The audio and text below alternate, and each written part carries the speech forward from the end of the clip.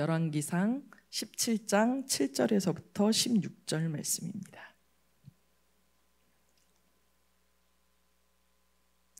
열왕기상 17장 7절에서 16절 말씀입니다.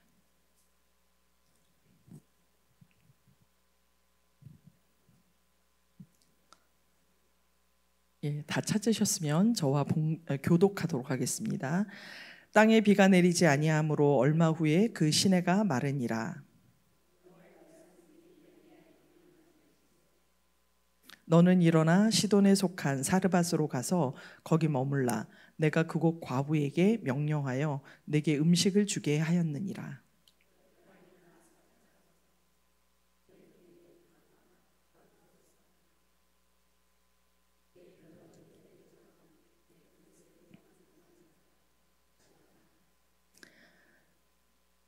그가 가지러 갈 때에 엘리야가 그를 불러 이르되 청하건대 내 손에 떡 한 조각을 내게로 가져오라.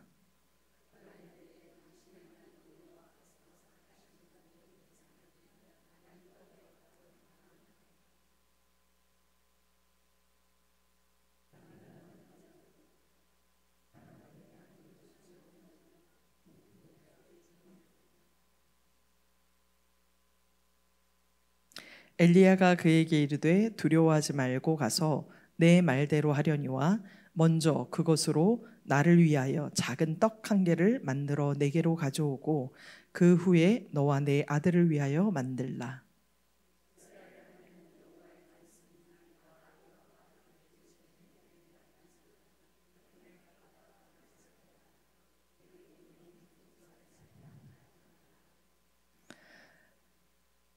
그가 가서 엘리야의 말대로 하였더니 그와 엘리야와 그의 식구가 여러 날 먹었으나 여호와께서 엘리야를 통하여 하신 말씀같이 통에 가루가 떨어지지 아니하고 병의 기름이 없어지지 아니하니라. 아멘.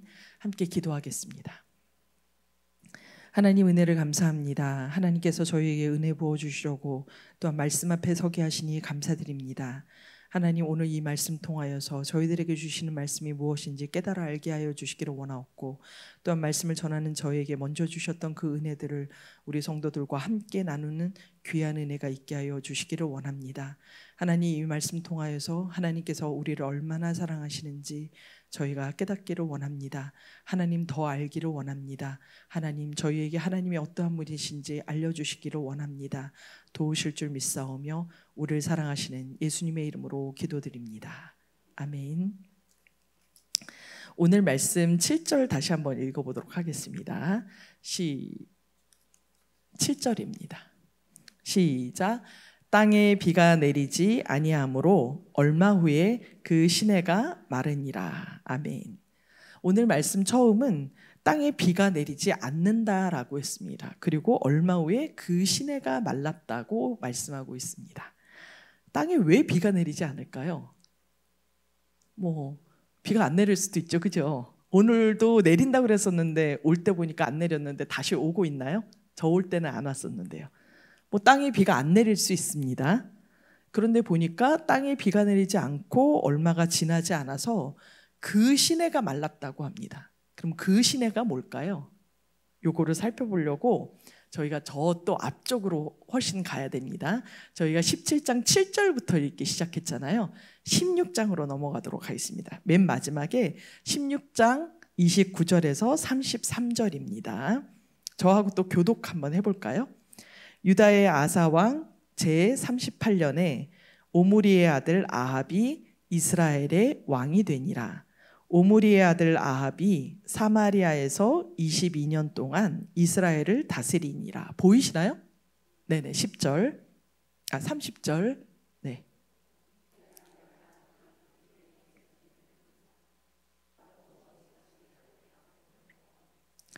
느밧의 아들 여로보암의 죄를 따라 행하는 것을 오히려 가볍게 여기며 시돈 사람의 왕 엣바알의 딸 이세벨을 아내로 삼고 가서 바알을 섬겨 예배하고 사마리아에 건축한 바알의 신전 위하여 함께 읽겠습니다. 또 아세라상을 만들었으니 그는 그 이전에 이스라엘의 모든 왕보다 심히 이스라엘 하나님 여호와를 노하시게 하였더라. 화면 그대로 띄워주세요. 오늘 지금 16장 29절 말씀에 유다의 왕이 아사라고 이야기합니다. 유다 왕 아사 제38년에 오므리의 아들 아합이 이스라엘의 왕이 되었다고 합니다. 그러니까 이스라엘을 보면은 이스라엘이 요 당시에 어떤 상황이었었냐면 사울 왕이 있죠. 그리고 다윗 왕이 있고 솔로몬 왕이 있고 그 솔로몬 왕 다음에 그 왕이 될 때 솔로몬 왕의 우상 숭배 때문에 나라가 두 개로 갈라지게 됩니다. 그래서 북이스라엘과 남유다인데요. 남유다는 두 부족만, 그러니까 두 지파만 데리고 르호보암이 왕이 됐고요. 그리고 북이스라엘은 10지파가 한데게 되어서 북이스라엘이 되었습니다. 그러니까 항상 열왕기나 역대기의 말씀을 보면 유다와 이스라엘의 상황을 이야기하고 있습니다. 그래서 유다의 왕이 누구일 때 이스라엘 왕이 누구다. 그래서 계속해서 연표를 이야기를 하고 있습니다. 그럴 때 유다에는 아사 왕이 집권을 할 때, 그러니까 유다에서는 38년째 집권하고 있을 때 아합이 왕이 된 것입니다. 그런데 그 아합의 아버지가 누구냐면 오므리라고 합니다. 그러니까 역대에서 보면 이 북이스라엘에 아주 악한 왕들이 있어요. 어떤 악한 왕들이냐면 하나님의 말씀을 전혀 따르지 않고 우상 숭배를 아주 극심하게 했던 그런 왕들입니다. 근데 제가 늘 말씀드리지만 우상 숭배는 단순히 하나님을 섬기지 않는 것에서 끝나는 것이 아닙니다. 종교는 항상 문화랑 같이 갑니다. 그렇기 때문에 우상 숭배를 했다는 것은 우상 숭배를 하는 그 우상의 문화 영향권 안에 있었다는 것입니다. 그러면 하나님을 두려워하지 않기 때문에 이웃을 두려워하지 않는 것 당연해집니다. 심지어는 이때 당시의 우상들이었던 바알과 아세라, 이런 우상들은 어떤 우상들이었냐면 음란한 우상들이에요. 그러니까 그냥 보면 풍요를 나타내는 신들입니다. 그런데 풍요를 위해서라면 수단과 방법을 가리지 않는 우상입니다. 그리고 이게 성하고도 굉장히 연관이 되어 있는데요. 땅의 소산물 생산이 풍요로운 거는 풍요롭잖아요. 그런데 사람에게 풍요로운 건 뭐냐면 자식을 많이 낳는 거예요. 그렇기 때문에 성이 이 우상 숭배하는 그 예배 안에 들어와 있는 그 예배 의식이었습니다. 그렇기 때문에 성이 문란해진다는 것은 하나님의 생명이 침해되는 것이거든요. 그렇기도 했고, 그렇기 때문에 그 자식들, 낳은 자식들, 풍요로운 그 소산물이라고 생각을 하는 거예요. 그렇기 때문에 이 우상을 숭배하면 어떤 일이 벌어지냐면 자기의 첫 아들을 하나님이란다. 그 우상에게 제물로 바치는 것입니다. 그 제물로 바쳐서 더 많은 풍요를 이렇게 약속받는 그런 것 자체가 예배 의식입니다. 그러니까 전에도 제가 한번 말씀드렸죠. 사람이 자기의 자기의 자녀를 가장 사랑하는데 그 자녀를 잡아서 죽일 정도면 이웃은 더 말할 필요도 없는 것이지요. 그러니까 우상 숭배를 한다는 것은 그런 문화, 하나님께서 고귀하게 창조하신 사람의 모든 인격이 다 말살이 되고, 그리고 하나님께서 사랑하시는 그 사람이 한낱 제물로 보여지는 것입니다. 그렇기 때문에 제가 맨 처음에 와서 설교했던 것처럼 하나님께서 이삭을 바치라고 하셨으나 이삭을 죽이지 않게 하신 것은 내가 다른 신과는 다르다는 것을 하나님께서 보여주신 사건입니다. 사실은 내가 그런 신 같으냐? 내가 너의 아들을 내가 요구하는 그 신인 것 같으냐? 라고 오히려 물으시는 것입니다. 그리고 예수님을 이 땅 가운데 보내주셔서 자기의 아들을 친히 제물로 삼으신 분이 바로 하나님이신 것입니다. 그래서 이 아합이 어떤 일을 행하냐면 30절에 보면 그 이전의 모든 사람보다 여호와 보시기에 더 악을 행했다는 것입니다. 그러니까 우상 숭배를 행했다는 것은 그 우상 숭배 뒤에 있는 모든 악을 행하고 있다는 것입니다. 그래서 31절에 보면 여로보암의 죄, 그러니까 아까 북이스라엘과 남유다로 갈라졌을 때 북이스라엘의 왕이었던 여로보암이 하나님께서 그렇게 땅을 주셨음에도 불구하고 왕으로 삼았음에도 불구하고 그 하나님을 배반하고 우상 숭배의 길로 갔거든요. 그것이 첫 북이스라엘의 첫 우상숭배 사건이었던 거거든요. 그러니까 솔로몬이 그렇게 했기 때문에 남북이 갈라졌는데 북이스라엘이 또 그 행동을 한 것입니다. 그렇기 때문에 그 여로보암의 죄, 그래서 계속해서 그 열왕기와 역대기에서는 여로보암의 죄라는 이야기가 그래서 나오는 것입니다. 그러니까 북이스라엘이 시작되어서 하나님의 말씀대로 살지 못하고 죄를 저지른 그 죄를 따라서 행하는 것을 31절 말씀에 오히려 가볍게 여겼다. 그리고 시돈 사람의 왕 엣바알의 딸 이세벨을 아내로 삼고, 그러니까 아내로 삼는 건 문제가 없죠. 그러나 다른 나라의 그 왕의 딸을 아내로 삼음으로써 그 이세벨이 섬기고 있던 그 바알과 아세라 그 신들을 다 데리고 들어온 겁니다. 그리고 그 예배를 이스라엘의 모든 각 지역에서 행한 것입니다. 그래서 아세라상을 만들었으니 그는 이전에 이스라엘의 모든 왕보다 심히 이스라엘 하나님 여호와를 노하시게 했다고 16장에 그렇게 나와 있습니다. 그리고 나서 이제 17장으로 넘어오게 됩니다. 그런데 여기서 17장으로 넘어가기 전에 잠깐 한번 보셔야 될 것이 있습니다. 저희가 17장 1절에서부터 6절까지는 지금 살펴보지 않았지만요. 그리고 저희가 7절을 살펴봤잖아요. 그러면 아합 왕이 이런 일들을 행했습니다. 그리고 나서 7절에 보니까 그러니까 비가 내리지 않아서 땅이 말랐고 시내가 다 말랐다라고 얘기했습니다. 그러면 이 떨어져 있는 이 두 사건이 전혀 상관없는 사건일까요? 출애굽기 말씀 한번 보겠습니다. 출애굽기 34장 16절 말씀입니다. 시작. 또 내가 그들의 딸들을 내 아들들의 아내로 삼음으로 그들의 딸들이 그들의 신들을 음란하게 섬기며 내 아들에게 그들의 신들을 음란하게 섬기게 할까 함이니라. 제가 아까 말씀드린 대로 우상 숭배하는 것이 그래서 음란하고 굉장히 연관이 되어 있습니다. 그래서 성경의 선지서에 계속 보면 그 음란에 대한 이야기들이 그래서 나오는 것입니다. 그런데 이 딸들을, 그러니까 그 우상 숭배를 하는 그 딸들을 자기 아내로 삼는 것을 백성 가운데도 못하게 했는데 왕이 그 일을 했다는 것입니다. 왕이 그 일을 했다는 것은 백성은 더 말할 필요가 없다는 거겠죠. 왕이 앞장서서 그 일을 하니까요. 그리고 신명기 7장 3절, 4절, 5절은 이렇게 얘기하고 있습니다. 제가 읽겠습니다. 또 그들과 혼인하지도 말지니, 혼인하는 게 문제가 아닙니다. 내 딸들을 그들의 아들에게 주지 말 것이요 그들의 딸도 내 며느리로 삼지 말 것은 그가 내 아들을 유혹하여, 뭘 유혹하냐면 그가 여호와를 떠나고 다른 신들을 섬기게 함으로 여호와께서 너희에게 진노하사 갑자기 너희를 멸하실 것임이니라. 오직 너희가 그들에게 행할 것은 이러하니 그들의 제단을 헐며 주상을 깨뜨리며 아세라 목상을 찍으며 조각한 우상들을 불사를 것이니라. 하나님께서 이미 이렇게 말씀하셨습니다. 그리고 신명기 11장 16절 17절 한번 보겠습니다. 그 다음 페이지입니다. 그 다음 페이지요. 예. 거기 보면 신명기 11장 16절 17절은 이렇게 얘기하고 있습니다. 그렇게 미리 경고를 하셨죠. 하나님께서 출애굽기와 신명기 7장을 통해서. 그리고 11장 말씀에서 뭐라고 얘기하시냐면 11장과 28장의 그 결과에 대해서 이야기하고 계세요. 너희는 스스로 삼가라. 두렵건대 마음에 미혹하여 돌이켜 다른 신들을 섬기며 그것에게 절함으로. 그렇게 되면 어떻게 되느냐? 17절입니다.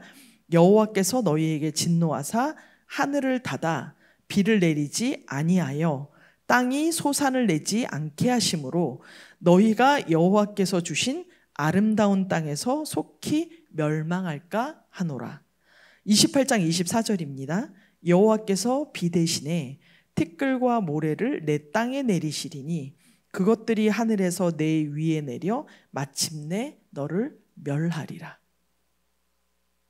하나님은 세상을 창조하신 분이시잖아요. 그런데 하나님께서 비를 주시지 않으면 그 어떤 풍요도 올 수가 없습니다. 그 근본에서부터 어그러진다는 거예요. 하나님을 믿지 않는데, 제가 전에 말씀드리면 사사기 말씀이 여호수아의 말씀이었나요? 우리의 믿음대로 된다는 말씀 제가 드렸었지요. 이스라엘 백성들이 하나님을 믿지 않는 거예요. 무슨 말이냐면 하나님이 창조주이신 것을 믿지 않습니다. 그러면 그들의 믿음대로 어떻게 될까요? 이 세상이 하나님이 창조하신 그 질서의 운행대로 움직이지 않는 것입니다. 그래서 믿음이 중요합니다. 믿음대로 됩니다. 우리가 믿음대로 된다고 할 때 좋은 것대로의 믿음의 결과를 이야기할 때가 많은데요. 우리가 믿지 않는 것도 그것도 믿음입니다. 그래서 우리가 믿지 않으면 그 믿지 않는 결과가 우리 가운데 들어오게 되는 것입니다. 이스라엘 백성들이 우상 숭배를 하고 결국은 그 땅에 하나님께서 약속하신 대로, 이것도 약속입니다. 이게 저주인가요? 아니요, 이것도 약속입니다. 우리가 하나님의 약속, 그러면 좋은 것만 또 생각하시죠. 그러나 이 무서운 말씀도 우리에게 약속의 말씀입니다.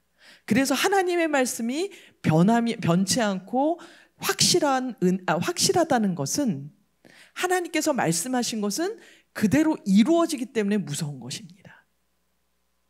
그래서 저희가 말씀을 놓고 기도하는 것입니다. 말씀을 하나님 이렇게 약속하셨지요 하고 약속의 말씀으로 기도하는 것입니다. 그러면 하나님의 이 약속도 지켜지는 것입니다. 여호와께서 비 대신에 틱굴과 모래를 우리 땅에 내리시고 그것들이 하늘에서 우리 위에 내려서 우리를 멸할 것이다. 이것도 하나님의 말씀이십니다. 그런데 놀라운 것은요, 하나님의 의외로 우리에게 축복의 말씀은 정말로 이루세요. 그런데 이렇게 혼을 내시고도 이 저주의 말씀 같은 이 약속은 하나님도 바꾸시더라고요. 왜 그런지 아세요? 우리를 사랑하시니까. 자녀들에게도 그러시죠. 내가 이거 잘하면 이거 해줄게. 보상으로 확실하게. 잘 안 지키실 때도 있죠. 지키시죠. 근데 아이들을 혼낼 때 너 이렇게 하면 쫓아낼 거야, 혹은 뭐 호적에서 파낼 거야. 호적에서 파내는 건 안 된다고 그러더라고요. 근데 어쨌든 그렇게 윽박 지르시잖아요. 그런데 그걸 정말 이루시려고 그때 하시는 말씀이세요? 아니면 경고의 말씀으로 하시는 말씀이세요? 경고의 말씀이에요. 그래서 이제 그 땅에 비가 내리지 않습니다. 그 땅에 비가 내리지 않으면 누구를 기억해야 될까요? 하나님을 기억해야 되는 순간인 것입니다. 그래서 우리의 삶에 비가 내려야 되는데 틱걸과 모래와 먼지가 가득하다. 그럼 어떻게 해야 됩니까? 그게 내가 잘못해서 하나님의 저주의 말씀이 이루어진다 할지라도 하나님께로 당장 달려나와서 무릎 꿇어야 됩니다. 하나님, 잘못했습니다. 하나님, 돌이켜 주십시오. 아버지시기 때문에, 우리를 사랑하시기 때문에 하나님께서 돌이키십니다. 그리고 나서 열왕기상 17장 1절부터 7절 말씀에 이렇게 이야기하고 있습니다. 아합이 지금 잘못을 했죠. 비가 오지 않죠. 그 사이에 그러면 하나님은 그래, 너희 이렇게 우상 숭배했으니까 내가 이제 비 안 내려. 그리고 딱 그렇게 곧바로 이행하셨을까요? 그 사이에 1절부터 6절의 말씀이 있는 거예요. 하나님께서 이렇게 자비로우세요. 경고 주십니다. 7장 1절 한번 읽겠습니다. 시작. 길르앗에 우고하는 자 중에 디셉 사람 엘리야가 아합에게 말하되 내가 섬기는 이스라엘의 하나님 여호와께서 살아계심을 두고 맹세하노니 내 말이 없으면 수년 동안 비도 이슬도 있지 아니하리라 하니라. 야고보서의 말씀 5장 17절의 말씀 보면 3년 6개월 동안 내리지 않았다고 해요. 아합이 그런 상태일 때 하나님께서 그냥 그래 네가 그랬으니까 이렇게 해야지 곧바로 하신 것이 아니라 길르앗에 살고 있던 길르앗에 디셉에 살고 있던 엘리야를 부르십니다. 그리고 아합을 찾아가게 만드시는 겁니다. 그리고 이야기하십니다. 이스라엘 하나님은 살아계십니다. 그런데 그분을 두고 내가 맹세합니다. 그러면서 다시 하나님의 말씀이 있기 전까지 비가 내리지 않을 것입니다. 선포되었습니다. 선포되면 이제 어떻게 해야 되나요? 잘못했습니다. 해야 됩니다. 요나가 절대 저 사람들은 회개하지 않을 겁니다 라고 했던 니느웨 사람들도 요나의 이야기를 듣고 그 앞에 무릎 꿇고 금식을 선포했을 때 하나님께서 그 모든 재앙을 거두셨던 것을 기억하실 것입니다. 이런 때가 되면 하나님 앞에 무릎 꿇고 하나님 잘못했습니다 하셔야 됩니다. 그러면 용서의 하나님께서 용서하십니다. 왜냐하면 자기 아들을 죽기까지 내어주실 정도로 우리를 사랑하시는 하나님이시기 때문에 그렇습니다. 2절 말씀 함께 보겠습니다. 시작. 여호와의 말씀이 엘리야에게 임하여 이르시되 3절 너는 여기서 떠나 동쪽으로 가서 요단 앞 그릿 시내가에 숨고. 여기까지만 먼저 보겠습니다. 아합 왕에게 이 말을 했습니다. 그런데 아합의 반응이 있나요 없나요? 없습니다. 그리고는 지금 비가 오지 않는 건 7절에 나오잖아요. 그런데 2절 말씀에 하나님께서 엘리야에게 말씀하십니다. 너는 여기서 떠나서 동쪽으로 가서 요단 앞 그릿 시내가에 숨어라. 그리고 시내가에 숨어라. 그렇게 얘기하고 있습니다. 그럼 시내가에 숨어라. 그 말은 무슨 말씀입니까? 아합은 그 얘기를 안 들을 거다 라는 겁니다. 시간의 간극이 있습니다. 경고를 하고 이 엘리야가 도망가서 거기에 숨을 때까지 또 기간이 있는 것입니다. 요 말 몇 마디 안 되는 사이에 시간의 간격이 있습니다. 그리고 4절입니다. 그 시냇물을 마시라. 내가 까마귀들에게 명령하여 거기서 너를 먹이게 하리라. 까마귀는 보통 시체들 위에 이렇게 기다리고 서 있다가 죽으면 그 살을 파먹는 그런 새잖아요. 그러니까 이런 까마귀가 먹을 거 산 사람에게 까마귀가 죽기를 기다리지는 않을 망정 산 사람에게 먹을 걸 가져다 준다는 게 가능한 일일까요? 아닐까요? 왜 하필 까마귀일까요? 바로 그겁니다. 이건 하나님께서 하시는 일이라는 겁니다. 그리고 그 까마귀가 그 엘리야를 먹입니다. 정말일까요? 5절입니다. 그가 여호와의 말씀과 같이 하여 곧 가서 요단 앞 그릿 시내가에 머물매 까마귀들이 아침에도 떡과 고기를 저녁에도 떡과 고기를 가져왔고 그가 시냇물을 마셨으나 시냇물을 마셨다는 겁니다. 그런데 그 다음에 7절에 결국은 어떻게 됐습니까? 그러니까 시간이 한참 지났겠죠. 시냇물이 마를 때까지 시간이 지나는 겁니다. 땅에 비가 계속해서 내리지 않으니 그 시내도 마르게 되었습니다. 그러면 아까 경고의 말씀과 시내가 마르기까지 그 사이에 굉장히 긴 기간이 있었다는 것을 의미합니다. 그런데 아합이 여기 아합이란 말이 나오나요? 안 나오나요? 안 나옵니다. 반응이 나오나요? 안 나오나요? 안 나옵니다. 오히려 숨었다는 표현을 보면 아합이 엘리야를 찾아서 뭔가 해코지를 할 가능성이 훨씬 더 많았다는 것입니다. 그러니까 경고를 듣고 그 경고에 대해서 내가 잘못했습니다가 아니라 오히려 하나님 앞에 대적하는 일을 했다는 것입니다. 지도 한번 보여주시기 바랍니다. 지도 보시면 여기는 너무 작아서 지도를 오늘 나누어 드렸습니다. 전에 한번 여기로 보니까 너무 작은 것 같더라고요. 거기서 보시면 1번 한번 찾아보세요. 1번, 13번, 2번이 이렇게 몰려 있습니다. 근데 1번이 이렇게 향하고 있는 곳을 보시면요. 13번 바로 밑에 점이 하나가 있죠. 그 점이 바로 사마리아입니다. 거기서부터 쭉 오른쪽으로 쭉 1번 끝으로 가보세요. 오른쪽 1번 끝으로 가면 거기에 디셉이라고 있죠. 그러니까 맨 처음에 엘리야가 디셉에서부터 출발해서 아합에게 경고하기 위해서 그 점이 제일 많이 모여있는 13번 바로 밑에 있는 거기 사마리아로 가게 되는 것입니다. 거기서 경고하고 맨 오른쪽에 보시면 그릿 시내 보이시나요? 그릿 시내. 그러면 그 사마리아에서 그릿 시내가 가깝나요? 먼가요? 멀어요. 적어도 100km 정도가 됩니다. 그 기간이. 그럼 100km면 지금 우리가 하루에 뭐 30km 정도 최고 많이 걸으면 그러면 3일, 4일, 한 5일 정도는 걸릴 것 같아요. 그런데 그 말씀을 듣고 거기로 옮겨가고 그리고 거기에서 시냇물이 다 마를 때까지 거기에서 대기했던 걸 보면 아합이 그 기간 동안에 전혀 마음을 움직이지 않은 것 같습니다. 이해되시죠? 그리고 나서 잠깐만 지도는 또 놓으시고 8절 9절 말씀 보겠습니다. 그렇게 해서 시내가 다 말라버려서 이제 더 이상 엘리야가 그곳에 머물 수 없게 되는 상황입니다. 그럴 때 8절 9절입니다. 함께 읽겠습니다. 시작. 여호와의 말씀이 엘리야에게 임하여 이르시되 너는 일어나 시돈에 속한 사르밧으로 가서 거기 머물라. 내가 그곳 과부에게 명령하여 내게 음식을 주게 하였느니라.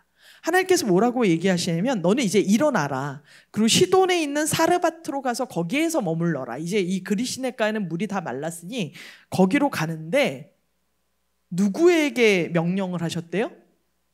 과부에게 명령을 하셨대요.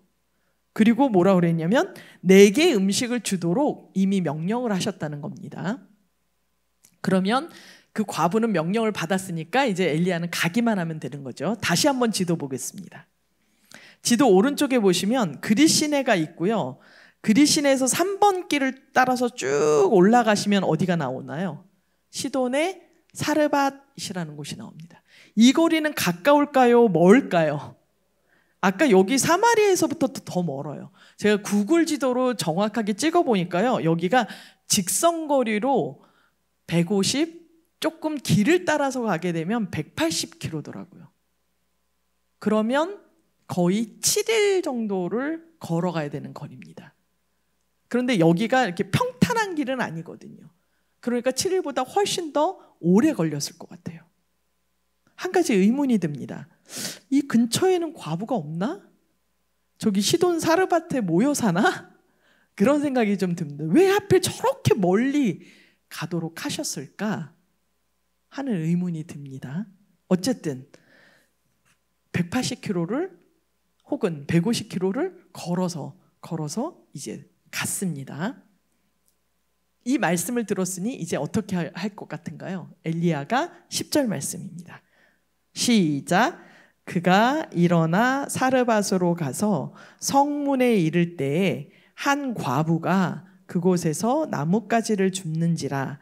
이에 불러 이르되 청하건대 그릇에 물을 조금 가져다가 내가 마시게 하라.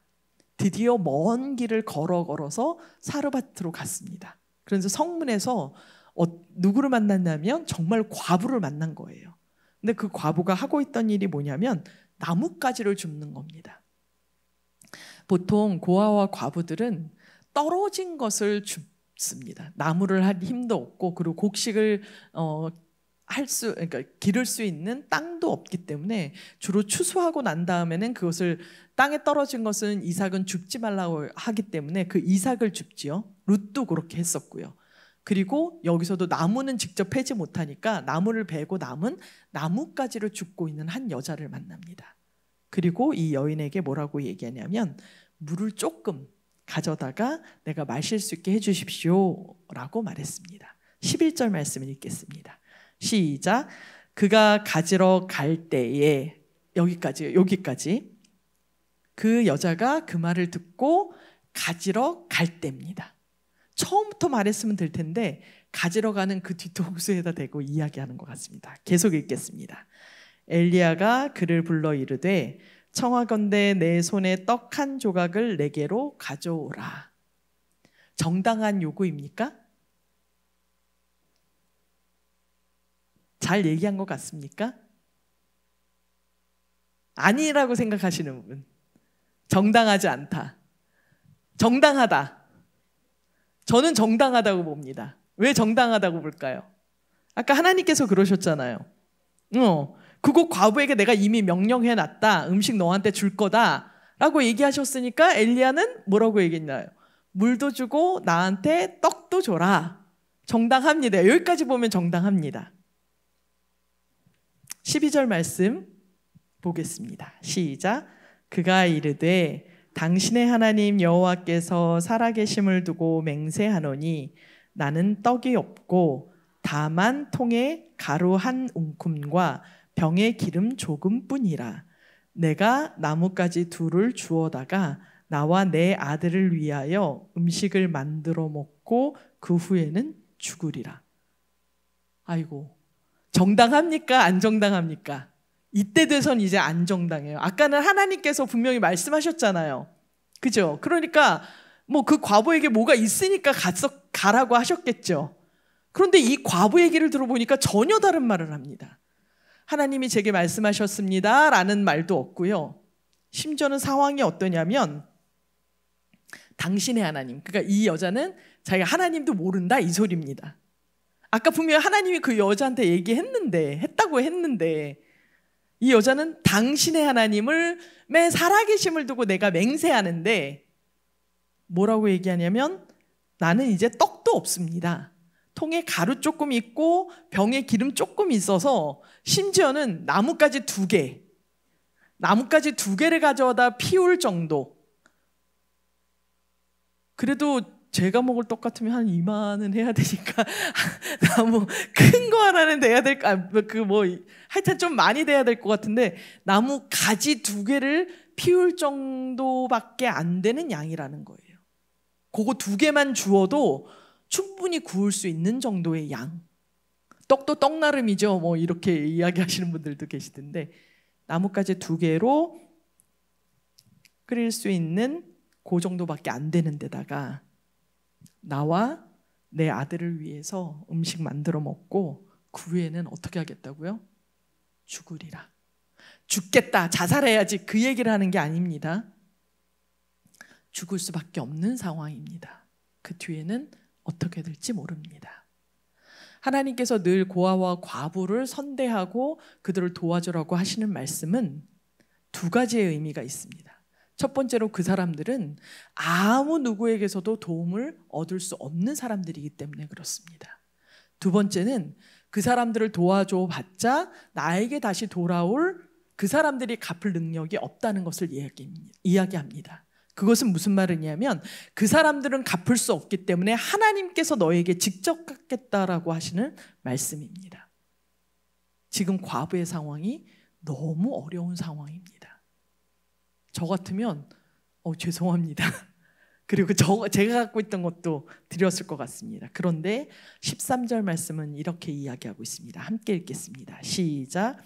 엘리야가 그에게 이르되 두려워하지 말고 가서 내 말대로 하려니와 먼저 그것으로 나를 위하여 작은 떡 1개를 만들어 내게로 가져오고 너와 내 아들을 위하여 만들라.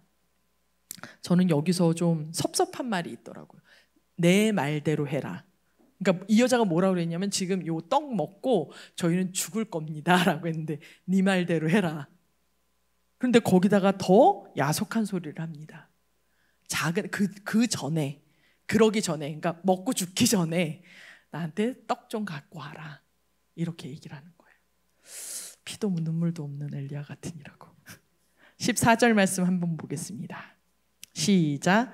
이스라엘의 하나님 여호와의 말씀이 나 여호와가 비를 지면에 내리는 날까지 그 통의 가루가 떨어지지 아니하고 그 병의 기름이 없어지지 아니하리라 하셨느니라.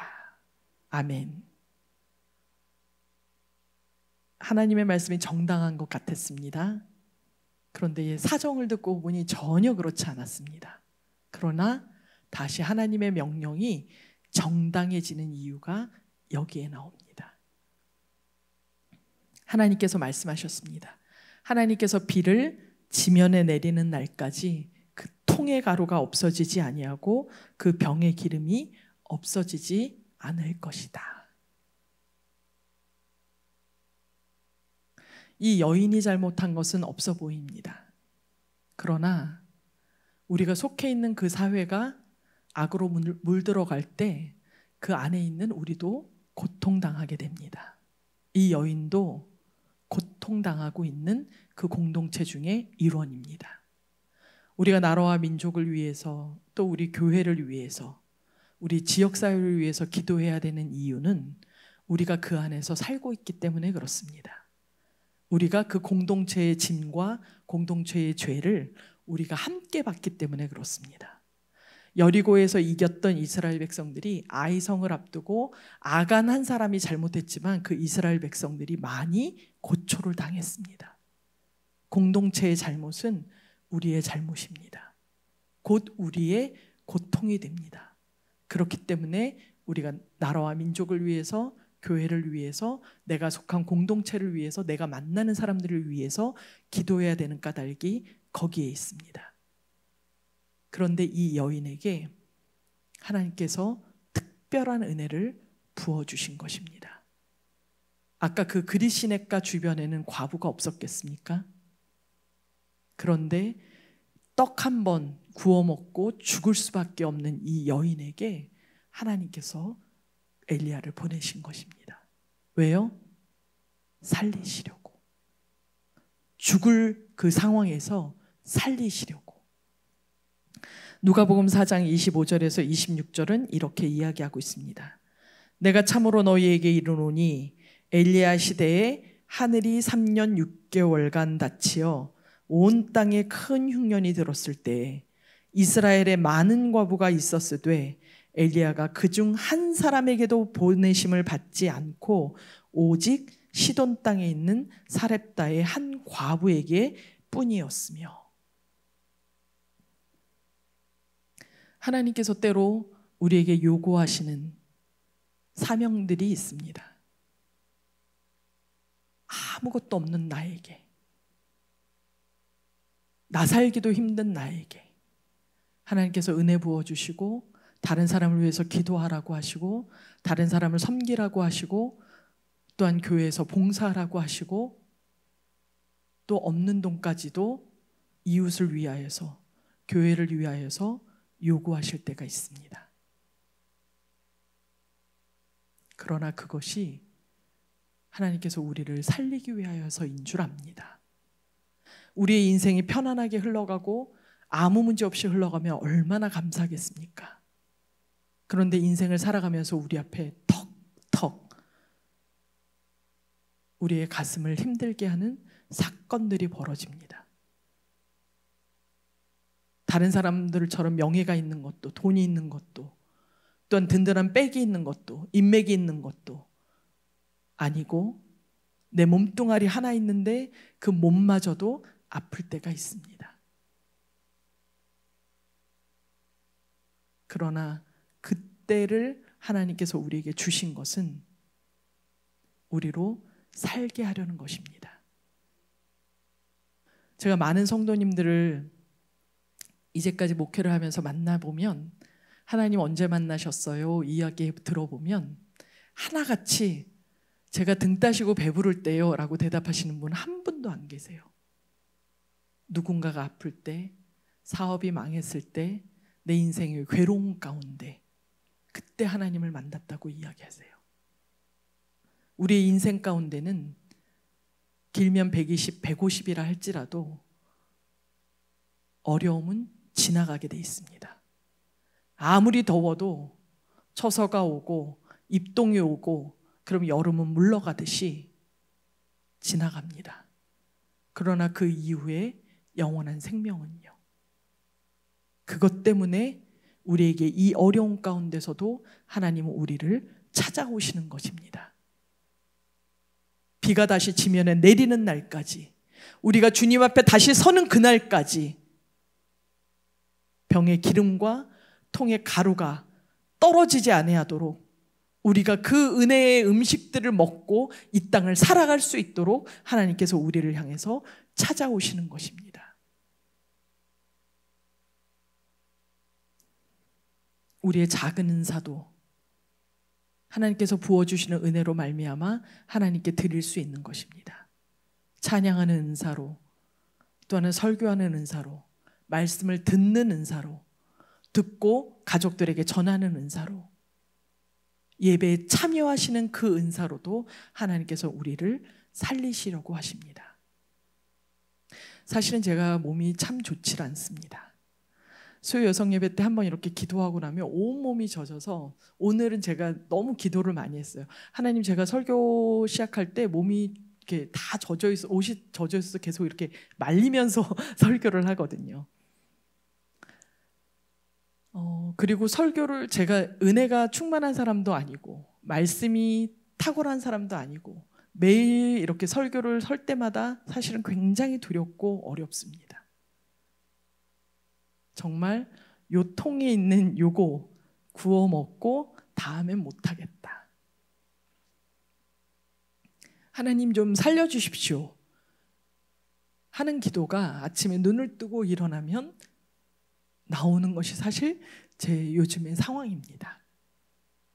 그런데 오늘 이 말씀을 들으면서, 말씀을 제가 먼저 맛보면서 하나님께서 이것으로 나를 살게 하시는 거구나 하는 생각이 들었습니다. 지난주에 김민아 목사님께서 저한테 그러시더라고요. 목사님, 그러니까 다른 맥락이긴 했지만 목사님에게 은혜가 있다고. 하나님께서 저를 보니까 저건 은혜구나 라고 말씀하시더라고요. 근데 제가 그 말씀을 듣고 나서 집에 와서 계속 생각했습니다. 이게 내 하나님의 은혜구나. 내 연약함이 하나님의 은혜구나. 그럼에도 불구하고 이 작은 것으로도 하나님께 드릴 수 있는 것, 이것이 은혜구나. 내가 받은 은혜들 하나님 아버지 앞에 작은 것이라도 나누는 것, 이것이 은사를 나누는 것이구나. 제가 깨닫게 되었습니다.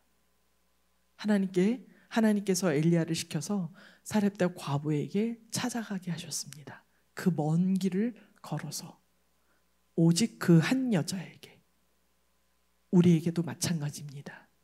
오직 나에게, 오직 나에게, 오직 나에게 찾아오시는 그 하나님의 은혜 가운데 머무시는 우리 모두가 되기를 바랍니다.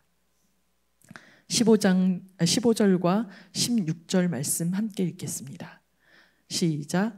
그가 가서 엘리야의 말대로 하였더니 그와 엘리야와 그의 식구가 여러 날 먹었으나, 사실 여기서 잠깐 끊겠습니다. 여러 날이라고 하지만 나중에 그 18장 바로 다음에 이어지는 말씀에 보면 3년째라는 소리가 들립니다. 그러니까 거의 2년이 넘게 하나님께서 그 가정을 돌보셨다는 것입니다. 다른 사람은 흉년으로 다 어려울 그때에 하나님께서 이 가정을 지키신 것입니다. 16절 말씀 함께 읽겠습니다.